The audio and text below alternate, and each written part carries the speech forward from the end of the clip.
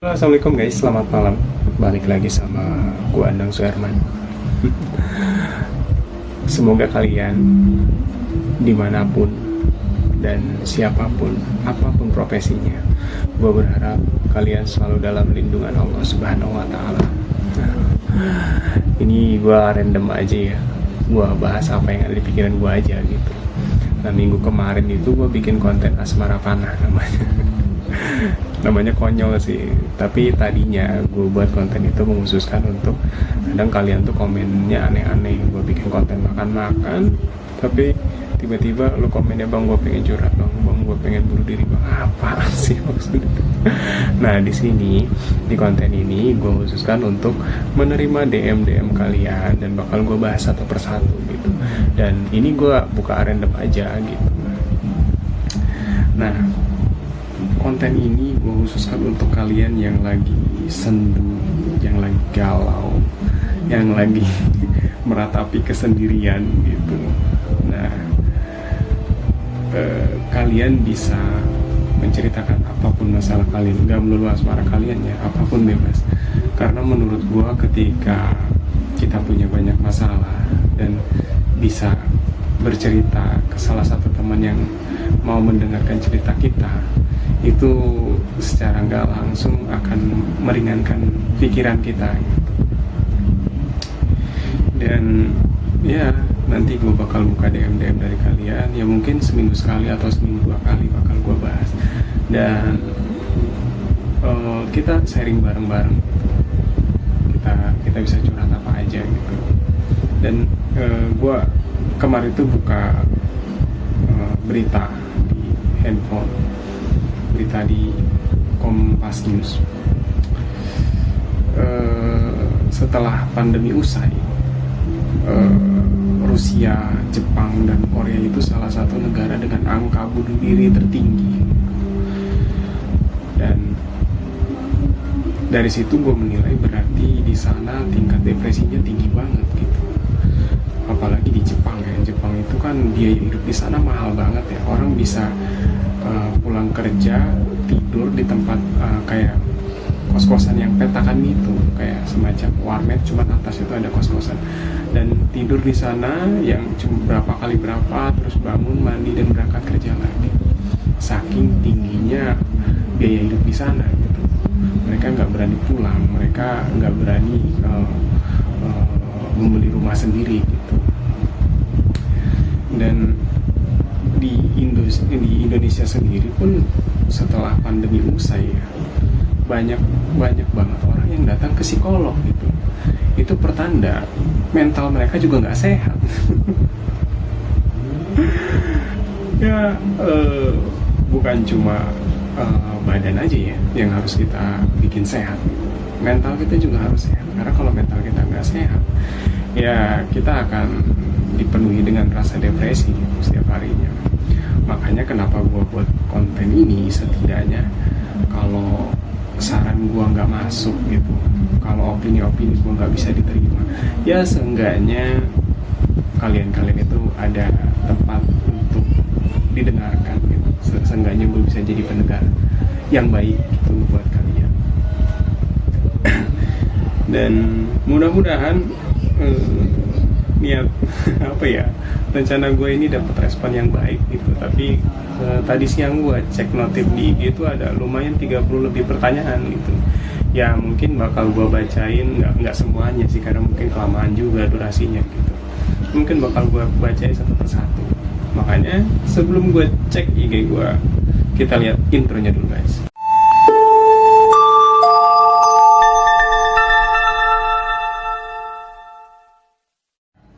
Tadi siang itu gue iseng-iseng baca artikel yang di Kompas, dan di Indonesia sendiri angka kematian karena depresi itu lumayan banyak, cuman tidak terlalu terekspos gitu. Ada yang gara-gara nggak direstui orang tua, terus si cowoknya atau si ceweknya bunuh diri. Ada juga yang si ceweknya diselingkuhi, terus dia nggak terima, tiba-tiba minum obat overdosis, terus tiba-tiba diketemukan di kamar kosnya, di rumahnya dengan mulut berbusa gitu. banyak banget hal-hal yang mereka tuh nggak bisa ngatasin depresinya gitu. Dan menurut gue ini miris gitu. Makanya gue buka thread ini, gue buat konten ini biar kalian tuh ada tempat buat bercerita. Makanya gue buka IG gue dulu guys sebentar. Nah ini ada dari Daniel 8672. Daniel 8672. Gue bacain ya.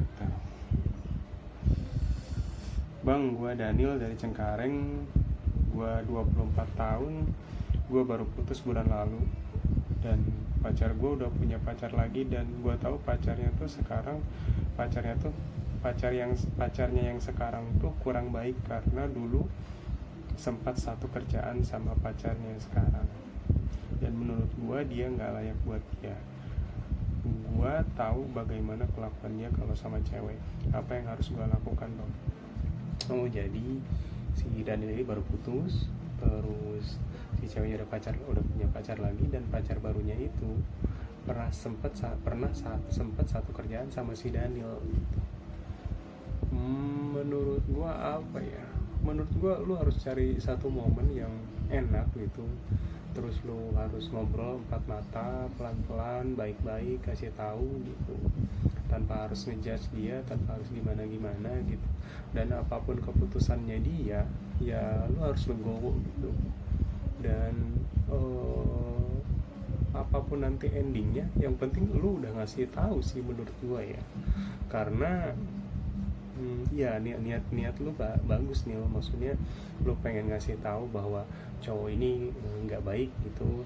Tapi satu sisi mungkin lu ngerasa mungkin si ceweknya beranggapan lu pengen cuma balikan lagi sama gua ya. Tapi menurut gua dicoba aja, mau ajak ngobrol baik-baik. Terus kalau misalkan si ceweknya nerima masukan lu ya syukur gitu. Tapi kalau misalkan nggak nerima juga, seenggaknya lu udah berusaha ya.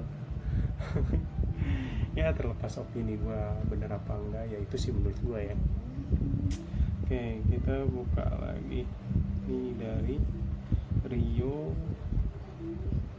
8233. Assalamualaikum bang, gue Rio dari Bekasi. Umur gue 24 tahun dan gue udah hampir 2 tahun kerja di tempat kerjaan gue yang sekarang. Kerja di tempat kerjaan gue yang sekarang. Tapi gue ngerasa ini bukan passion gue. Gue harus gimana bang? Kalau menurut gua nih, siapa? Rio ya, menurut gua ya. Gua tuh agak kurang serp ya sama orang yang bilang ini kerjaan bukan passion gua gitu. Menurut gua, menurut orang-orang kayak gua gitu, orang-orang yang nggak punya privilege sama sekali gitu, persetan dengan ini bukan passion gue gitu. Karena dari dulu gue terbiasa berpikir, iya gue juga punya passion, gue juga punya keinginan, gue juga pengen bekerja bekerja di bidang gue gitu. Cuman ketika kita tidak punya privilege itu, menurut gue yang harus kita lakukan adalah lu kerja semaksimal mungkin, apapun kerjaan, yang penting itu halal. Lu sebisa mungkin tabung sedikit demi sedikit. Nah ketika uang itu sudah mulai banyak, sudah mulai terkumpul, dan lu udah mulai bisa meninggalkan kerjaan lu yang lama, nah menurut gue itu sih lu mulai bisa ngejalanin passion lu. Karena ketika lu pengen ngejalanin passion lu terus nggak ada modal juga sama aja sih menurut gue. Ayo ya, gitu aja sih. Agak gatel sih kalau misalkan gue dengar ini kayaknya nggak passion gue banget bang. Terus pengen gue cita gitu. Karena di luar sana banyak banget orang-orang yang sarjana gitu, susah nyari kerjaan gitu. Dan kita sudah dapat kerjaan dan bilang saya anaknya ini bukan passion gue. Ya agak risih aja gue dengarnya gitu. Ya gitu ya. Terus ini ada Dina Riana. Assalamualaikum Andang lagi. Assalamualaikum Andang, aku Dina dari Bandung, umur aku 23 tahun. Ini sih pertanyaannya agak pribadi ya, mau dijawab syukur, enggak juga enggak apa-apa. AA udah punya pasangan belum? Udah punya pasangan belum? Oh, gue tuh dipanggil agak gimana gitu ya. Dan ini pertanyaan yang menurut gue dilematis sih. Saya udah ada pasangan, cuman pasangannya lagi mampir ke hati orang. Aduh, skip ya. Nah, ini ada lagi dari Hendrawan. Apa nih? Ya pokoknya. Assalamualaikum bang, gue Hendra, 26 tahun, gue dari Parung. Parung deket dong. Gue punya pasangan udah hampir 3 tahun bang. Cuma tiba-tiba gue diputusin gitu aja dengan alasan restu orang tua. Padahal dulu kita berusaha mati-matian buat menentang apapun masalahnya. Dulu kita sempat backstreet, kita makan sepiring berdua. Pokoknya banyak hal yang kita lewati secara bareng-bareng. Dan gue sampai sekarang gak bisa nerima keputusan dia. Gue stres bang, gue bingung harus ngapain. Sempat kepikiran pengen bunuh diri. Kemarin gue makan sabun batangan, tapi gue gak mati bang, cuma muntah-muntah doang. Terus nyokap gue negur dari belakang pintu kamar mandi karena gue muntah-muntah terus gue bilang aja ke nyokap gue, kayaknya nasi tahlilan semalam itu ada racunnya mak. Siapa sih namanya? Hendra, 26 tahun. Makan sabun ngapain? Gak sama odolnya sekalian, sama sikat giginya. Ntar di ronsen tuh ada barang-barang aneh di perut lu. Aduh. Menurut gue ya, Indra ya, terlepas lu mau terima opini dari gue apa enggak, itu sebenarnya secara nggak langsung nunjukin sikap aslinya, dan lu harusnya bersyukur gitu. Dan dalam sebuah hubungan kan putus nyambung ya, lu harus nganggap putus nyambung hubungan itu adalah bagian dari hidup lu, bagian dari perjalanan hidup lu. Jadi lu tuh nggak bakal hancur-hancur banget gitu. Dan emang berat sih, udah 3 tahunan ya, terus tiba-tiba si ceweknya mutusin gitu. Nah, gue juga lagi proses untuk pemulihan gitu. Dan ketika lu merasakan rasa sakit yang amat sangat gitu, tiba-tiba inget kebaikannya, tiba-tiba lu ngelewatin tempat-tempat yang sering lu bareng dia gitu, jangan tolak rasa sakit tersebut. Karena semakin lu tolak rasa sakit tersebut, lu akan semakin sakit. Jadi jangan dinikmatin juga ya, biarin aja masuk, nanti pelan-pelan juga ngilang. Enjoy aja gitu. Nah, kalau misalkan lo masih butuh buat bertanya-tanya, lo bisa WA gue, nanti gue kasih di DM ya. Makan sabun. Ini bang, gue Harry dari Bogor, umur gue 19 tahun. Bokap gue 1 bulan yang lalu meninggal. Gue bingung harus ngapain. Gue kayaknya pengen ikut bokap gue aja deh, percuma gue hidup bang. Lu jangan gitu loh bos. Iya, gue tahu kalau misalkan kehilangan seseorang tuh berasa dunia tuh seperti udah gitu nggak ada artinya aja. Tapi ya menurut gue bokap lu juga nggak bakal seneng ngeliat lu depresi kayak gini gitu. Dan lu harus fokus, ke depan. Lu harus fokus atas apa yang lu punya gitu. Misalkan lu, karena zaman sekarang tuh era banjirnya informasi ya. Lu bisa belanja cuman dengan jentikan jari, lu bisa eksis cuman dengan klik kamera kayak gini. Lu bisa ngapain aja sekarang, nggak susah gitu. Yang terpenting adalah lu tahu passion lu di mana, dan lu harus dan lu tahu cara ngembanginnya gimana gitu. Ini ntar gue kasih nomor WA aja kalau misalkan lu pengen telepon, curhat gitu, silakan.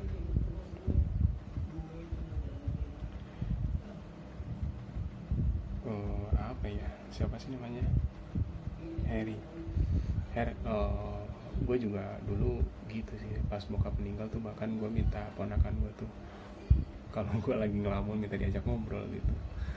Bahkan gue sempat psikosomatis gitu. Kalau ingat kebaikan bokap, inget dulu bareng-bareng, tiba-tiba mual, tiba-tiba pusing gitu. Sampai gue bilang sama saudara-saudara gue, tolong kalau gue lagi ngelamun ajak gue ngobrol gitu. Ya semuanya pelan-pelan lah. Terus ini ada lagi sih, ada banyak sih, cuman Ya nanti gue bacain lagi lah. Ada lumayan sih 20-an lebih pertanyaan yang masuk gitu. Udah kayaknya segitu aja guys ya. Karena gue capek. Mungkin minggu depan sisanya gue bakal bacain lagi gitu. Dan ini sih sebenarnya apa ya, gue tuh tadinya pesimis, mungkin nggak bakal ada yang nge-DM, nggak bakal ada yang cerita. Tapi ketika tadi siang kan gue naruh alarm di kalender itu udah 1 minggu, terus alarm gue bunyi, oh ya udah 1 minggu gue bikin gue bikin konten Asmara Fana ini gitu. Ternyata yang nge-DM lumayan banyak gitu.